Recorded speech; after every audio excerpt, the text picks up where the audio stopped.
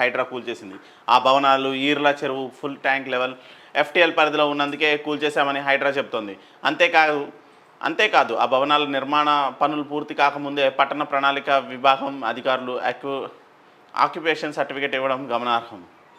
ఇల్లు కట్టనే లేదు, ఇంకా అప్పుడే ఆక్యుపేషన్ సర్టిఫికేట్ ఇచ్చారు. ఇదే హైడ్రా ఇప్పుడు స్పందించడం వల్ల మొత్తం ఆఫీసర్ల గుండెల్లో వణుకు పుట్టింది. స్ట్రిక్ట్ ఆఫీసర్ ఉన్నారు, జిహెచ్ఎంసీ కమిషనర్ కూడా ఆమ్రపాలి అవ్వడం, ఇక్కడ రంగనాథ్ కూడా స్ట్రిక్ట్ అండ్ హానెస్ట్ ఆఫీసర్ ఉండడం వల్ల ఇక్కడ పరిస్థితి ఏంటంటే జిహెచ్ఎంసీలో చాలామందికి ఉద్యోగ గండం పట్టుకుంది. ఎంతమంది సస్పెండ్ అవుతారో చూడాలి. ఖచ్చితంగా వీళ్ళని సస్పెండ్ చేస్తేనే న్యాయం జరిగినట్టు. ఎందుకంటే హైడ్రా ఉండి ఉపయోగం లేదు. హైడ్రా ఓన్లీ కూలగొట్టడానికి కాదు, అసలు జరుగుతున్న హైదరాబాద్ రియల్ ఎస్టేట్ రంగంలో జరుగుతున్న అవకతవకలు, అక్కడ జరుగుతున్న గందరగోళాలు, వాళ్ళు చేస్తున్న కబ్జాలు, వాటికి సంబంధించిన మొత్తం డీటెయిలింగ్ అంతా ఈ జిహెచ్ఎంసీ స్టాంప్స్ అండ్ రిజిస్ట్రేషన్స్ సంబంధించిన వాళ్ళ దగ్గరే ఉంది. ఇప్పుడు ఎఫ్టీఎల్లోకి వచ్చేసరికి ఇరిగేషన్ డిపార్ట్మెంట్ కూడా యాడ్ అయింది. ఈ 3 డిపార్ట్మెంట్లు వాళ్ళ నిర్లక్ష్యం కాదు, వీళ్ళు అడ్డగోలుగా లంచాలు దోచుకోవడం మొదలుపెట్టారు. లంచాలు తీసుకొని కొన్ని వేల కోట్ల ఆస్తులు కూడబెట్టుకొని జిహెచ్ఎంసీ కమిషనర్లు, హెచ్ఎండిఏ కమిషనర్లు, ఈ దానకిషోర్, అమయ్ కుమార్ లాంటి వాళ్ళు మనం పేర్లు చెప్పి అలసిపోయాం. వాళ్ళ కిందున్న వసూలు రాజాలందరూ వీళ్ళంతా వసూలు చేసి ఇవ్వడం వల్లే పైన వాళ్ళకి అన్ని వేల కోట్లు ఈ అడ్డదారుల్లో ఈ చెరువులు మూసేసి వాటికి పర్మిషన్లు ఇచ్చేస్తున్న పరిస్థితి. బ్యాంకు లోన్లు ఇవ్వడానికి ఆధారం ఇవే. కొన్నాక హైడ్రా వచ్చి కూల్చేస్తే ఏం చేయాలి? లోన్ తీర్చుకుంటే బ్యాంకు ఊరుకుంటుందా? రుణాలు ఎగవేతతో బ్యాంకులు నష్టాల్లోకి. అధికారులపై సర్కార్ చర్యలు ఎందుకు తీసుకోదు? తీవ్ర ఆందోళన వ్యక్తం చేస్తున్న సామాన్యులు.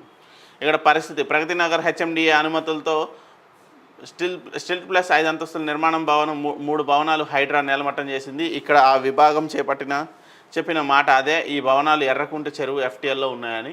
చెరువులను పునరుద్ధరించాలన్న సర్కారు ఆలోచన మంచిదే. నిబంధనలకు మీరు అడ్డగోలుగా నిర్మించిన అక్రమ కట్టడాలను చట్ట ప్రకారం కూల్చివేయాలని ఎవరు తప్పుపట్టరు. కానీ అవి అడ్డగోలు నిర్మాణాలు. తెలిసి అనుమతులు ఇచ్చి అధికారులపై మరి చర్యలు ఏవి? బిల్డర్ అధికారులు కుమ్మక్కై కట్టిన ఇళ్ల ఫ్లాట్లు జిహెచ్ఎంసీ, హెచ్ఎండిఏ రేరా అనుమతులు ఉన్నాయి అనే భరోసాతో కొన్న సామాన్యుల పరిస్థితి ఏంటి? వాటిని చూపి బ్యాంకుల్లో లోన్లు తీసుకున్నాక హైడ్రా వచ్చి కూల్చేస్తే రుణాలు ఎలా తీర్చాలి? సామాన్యులు చేతులు ఎత్తేస్తే బ్యాంకులకు నష్టమే కదా. ఇక్కడ తప్పెవరిది, శిక్ష ఎవరికి? నిజంగానే తప్పెవరిది, శిక్ష ఎవరికి అంటే ఇక్కడ బ్యాంక్ లోన్లు పెట్టి అన్ని పర్మిషన్లు ఉన్నాయనే కదా ధైర్యంతో వీళ్ళు చేస్తున్నారు. మనం ట్యాక్సులు కడితే వాళ్ళని అపాయింట్ చేసి వాళ్ళకి జీతాలు ఇస్తే వాళ్ళు ఉల్టా మన దగ్గరికి వచ్చి లంచాలు వసూలు చేసి లంచాలతో అడ్డగోలు పర్మిషన్లు ఇస్తే మళ్ళీ అల్టిమేట్గా నష్టపోయేది మనమే. ఒక పక్కన ట్యాక్సులు కట్టాలి, ఒక పక్కన అధికారులను మేపాలి, ఒక పక్కన అల్టిమేట్గా నష్టపోవాలి. అంటే హైడ్రా మంచిదే, కానీ చుట్టూ ఉన్న వ్యవస్థ బాగాలేదు. ఈ వ్యవస్థని సరిచేయాలి ఖచ్చితంగా. జిహెచ్ఎంసీలో కావచ్చు, హెచ్ఎండిఏలో కావచ్చు, మొత్తం ప్రక్షాళన చేయాల్సిన పరిస్థితి. మొత్తం ఆఫీసర్లందరినీ తీసి ఎవరికి పోస్టింగ్స్ ఇవ్వకుండా కొన్ని రోజులు సస్పెండ్ చేసే పరిస్థితి ఉంటేనే కరెక్ట్గా వర్కౌట్ అవుతుంది. లేదంటే గత ప్రభుత్వంలో వీళ్ళు మొత్తం తిమింగళాలు అయిపోయారు. బీఆర్ఎస్ ప్రభుత్వం చేసిన భూదందా అంతా ఇంత కాదు. మనం ఎన్నోసార్లు మొత్తుకున్నాం ఎమ్మెల్యేలు భూదాహానికి బలైపోతున్న ప్రజలు అని చెప్పేసి చాలా ఆర్టికల్స్ చేసాం. కానీ ఆ రోజు ఎవరు పట్టించుకోలేదు. ఇప్పుడు సొంతంగా స్వయాన ప్రభుత్వమే రంగంలోకి దిగి బయట పెడుతుంటే తెలుస్తుంది ఎవరు అని. ఎందుకంటే పర్మిషన్లు ఎవరు ఇచ్చారు? జిహెచ్ఎంసీ కమిషనర్లు ఇచ్చారు. మా బాధితులు వెళ్ళి రేపొద్దున జిహెచ్ఎంసీ ఆఫీస్ ముందుకు వెళ్ళి దాడి చేస్తే ఏంటి పరిస్థితి? జిహెచ్ఎంసీ టౌన్ ప్లానింగ్ ఆఫీసర్ మీదో లేదంటే హెచ్ఎండిఏ కమిషనర్ మీదో దాడి చేస్తే కంట్రోల్ చేయగలరా? వాళ్ళకి సమాధానం చెప్పే దమ్ము ధైర్యం ఉందా ప్రభుత్వానికి? లేదంటే ఈ జిహెచ్ఎంసీ అధికారులకి, ఈ జిహెచ్ఎంసీ కమిషనర్లకి, హెచ్ఎండి యూడిఎన్ అంటే municipal and urban development department కూడా సీఎం దగ్గరే ఉంది.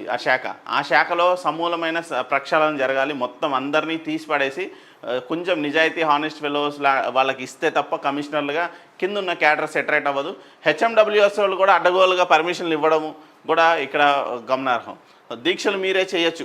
హరీష్ కేటీఆర్కి పదవులు పోగానే విద్యార్థులు గుర్తొస్తారా? అభ్యర్థులు వారు కుట్రలో పడద్దు. 90 రోజుల్లో 30,000 కొలువులు ఇచ్చాం. 35,000 ఉద్యోగాలకు నోటిఫికేషన్ జారీ. 10-15 రోజుల్లో వర్సిటీలు, వైసీలు, రాజీవ్ సివిల్స్ అభయహస్తం కింద సివిల్స్ అభ్యర్థులకు సాయం. సీఎం రేవంత్ రెడ్డి.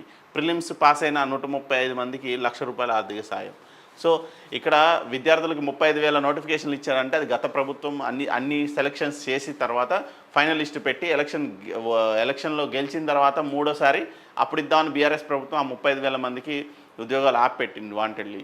అంటే నిరుద్యోగులు ఎదురు చూపుల్ని వాళ్ళకు పట్టలేదు. మేము ఈసారి ఓట్లు వేయించుకుందాం, ఈ ఉద్యోగాలు చూపిస్తేనే ఓట్లేస్తారు, ఈ ఓట్లేస్తేనే నెక్స్ట్ మన వాళ్ళకి ఇద్దాం అనే పరిస్థితుల్లో ఆపిన ఉద్యోగాలు అయితే ఏవైతే ఉన్నాయో అవి 30,000 ఉద్యోగాలు. ఆ 30,000 ఉద్యోగాలు కాకుండా ఇంకొక 35,000 ఉద్యోగాలు. ఇప్పుడు నిరుద్యోగ భృతి ఎక్కడ అడుగుతారో అనే భయంలో ఎక్కడికి వెళ్ళిన స్టూడెంట్స్ని చూడంగానే నిరుద్యోగ భృతి పక్కన పెట్టేసి ఉద్యోగాలు వస్తున్నాయి అని చెప్తున్నారు. ఇది 24 గుర్తుపెట్టుకోండి. 25, 26లో కూడా ఉద్యోగాలు వచ్చే పరిస్థితి ఉందో లేదో అనేది ప్రభుత్వమే చెప్పాలి. సీఎంఆర్ఎఫ్ స్వాహా, 30 ఆసుపత్రులపై క్రిమినల్ కేసులు. సిఐడి విచారణ వేగవంతం. చిన్న క్లినిక్లలోనూ పెద్ద సర్జరీలు, వైద్యుడు రోగి లేకుండా కేసు షీట్లు, అనుమానం రాకుండా బిల్లులు, ఒక్కొక్కటిగా బయటపడుతున్న భాగోతాలు. నిధులు జమ అయిన ఖాతాలపై దృష్టి, సహకరించిన అధికారులపైన ఆరా. యూపీఐ తరహాలో యుఎల్ఐ రుణాల కోసం తీసుకున్నారన్న ఆర్బీఐ ఒక సమ్మతితో వెంటనే మంజూరు.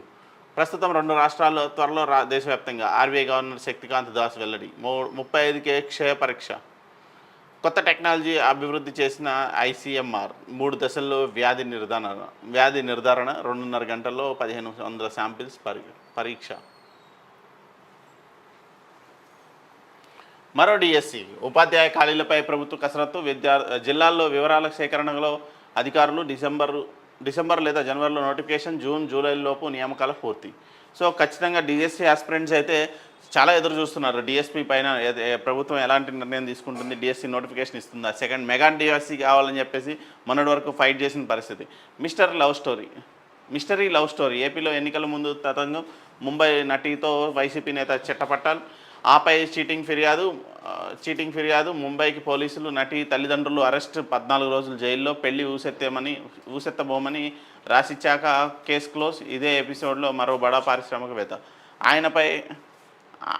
ఆయనపై గతంలో రేప్ కేసు పెట్టిన నటి దారికి తెచ్చుకునేందుకే ఇక్కడ తప్పుడు కేసు. అరెస్ట్ తర్వాత రేప్ కేసు వాపసు తీసుకున్న నటి. ఒక ఆంధ్ర పారిశ్రామికవేత్త, పైగా వైసీపీ నేత. అందులోనూ ఒకప్పటి ముఖ్యమంత్రి జగన్కు బాగా సన్నిహితుడు. అటువైపు ముంబైలో ఓ మోస్తరు నటి, సెలబ్రిటీ మహిళ. ఇద్దరి మధ్య ప్రేమ లాంటి ఒక వ్యవహారం. ఆ తర్వాత వివాదం. కథ అనేక మలుపులు తిరిగింది. ఆమె నన్ను బ్లాక్మెయిల్ చేస్తోంది అంటూ ఆయన ఎన్టీఆర్ జిల్లా ఇబ్రహీంపట్నం పోలీసులకు ఫిర్యాదు చేయడమే ఆలస్యం. పోలీసులు ఆగమేఘాల మీద ముంబైకి వెళ్ళి ఆ మహిళను, ఆమె తల్లిదండ్రులను పట్టుకొచ్చి అరెస్ట్ చేశారు. చిన్న కేసులకే భారీ హడావుడి చేసే పోలీసులు ఈ మొత్తం వ్యవహారాన్ని సైలెంట్గా నడిపించారు. చివరికి 2 పక్షాల మధ్య రాజీ కుదిరిన కేసు క్లోజ్ చేశారు. జాతీయ స్థాయిలో పేరున్న బడా పారిశ్రామికవేత్త పాత్ర కూడా ఈ తతంగం ఫిబ్రవరిలో జరిగింది. ఇప్పుడు అనుకోని పరిస్థితుల్లో వెలుగులోకి వచ్చింది. ఎవరా హీరోయిన్, ఏంటా స్టోరీ? అసలు ఏపీలో గత ప్రభుత్వం చేసిన గందరగోళము, అరాచకాలు అయితే మరీ దారుణం. ఆడవాళ్ళపైన అయితే మరీ దారుణంగా వ్యవహరించారు. ఇప్పుడు అక్కడ హోమ్ మినిస్టర్ వంగల్పూడి అనిత వచ్చారు కాబట్టి కొంచెం అక్కడ ఆడవాళ్ళ పరిస్థితి కొంచెం మెరుగ్గా ఉంటుంది. ఎవరైనా అర్థం చేసుకోగలరు మహిళల పట్ల ఉన్న ఇదిని. బాబు భద్రత గాలిలో దీపమా? ఏపీ సీఎంకు కేటాయించిన హెలికాప్టర్పై సందేహాలు, పనితీరు ఆలోచనల్లో వైఫల్యం. ముంబై నుంచి వస్తూ పూణే వద్ద ప్రమాదం. తక్కువ ఎత్తులోంచి కూలిన పూర్తిగా ధ్వంసం. ఏవియేషన్ అధికారుల నిర్లక్ష్యమని విమర్శ. చంద్రబాబు ఉన్నప్పుడు జరిగి ఉంటే. పాక్లో నరమేధం. 21 మంది టెర్రరిస్టులు సహా 73 మంది మృతి. బలూచిస్తాన్లో పోలీస్ స్టేషన్లు, రైల్వే స్టేషన్లు, హైవేలపై లక్ష్యంగా దాడులు.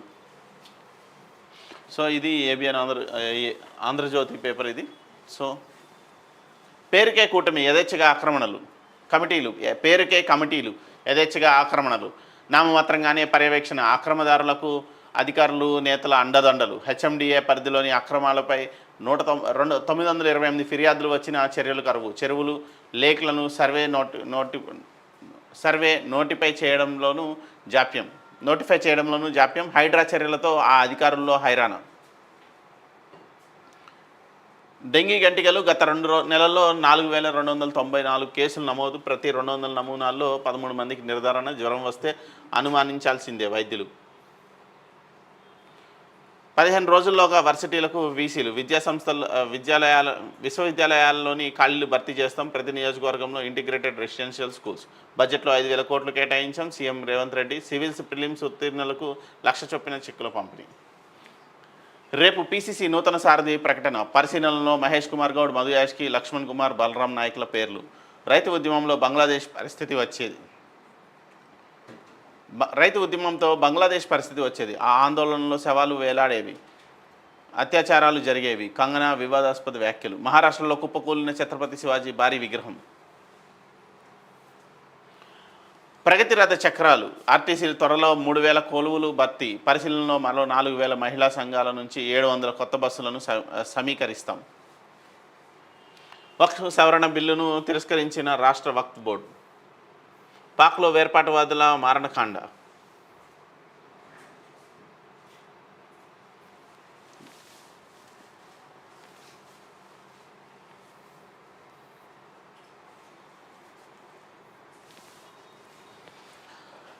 కొంచెం ఆదాబ్ హైదరాబాద్ వాళ్ళు గట్టిగా రాస్తారు. ఆదాబ్ కి బాద్. తెలంగాణ అభివృద్ధే మా లక్ష్యం. త్వరలో మరో 35,000 ఉద్యోగాలు. నిరుద్యోగుల సమస్యలు శాశ్వత పరిష్కారం చూపుతాం. 90 రోజుల్లో 30,000 మందికి ఉద్యోగ నియామక పత్రాలు అందజేస్తాం. సరైన సమయంలో నోటిఫికేషన్ ఇచ్చేందుకు ప్రభుత్వం కట్టుబడి ఉంది. వణికిస్తున్న వైరల్ ఫీవర్స్. పాకిస్తాన్లో ఉగ్రవాది దాడులు. బస్సులో ప్రయాణిస్తున్న వారిపై దుండగుల కాల్పులు. ఆర్బీఐ ముందడుగు. కొత్త సేవలకు శ్రీకారం. యూపీఐ తరహాలో యూఎల్ఐ. డిజిటల్ రంగంలో యూఎల్ఐకి సరికొత్త పంద. క్షణాల్లోనే లోన్లు తీసుకునే chance. RBI governor Shaktikant Das. మనోళ్ళు అద్భుతం. Driverless car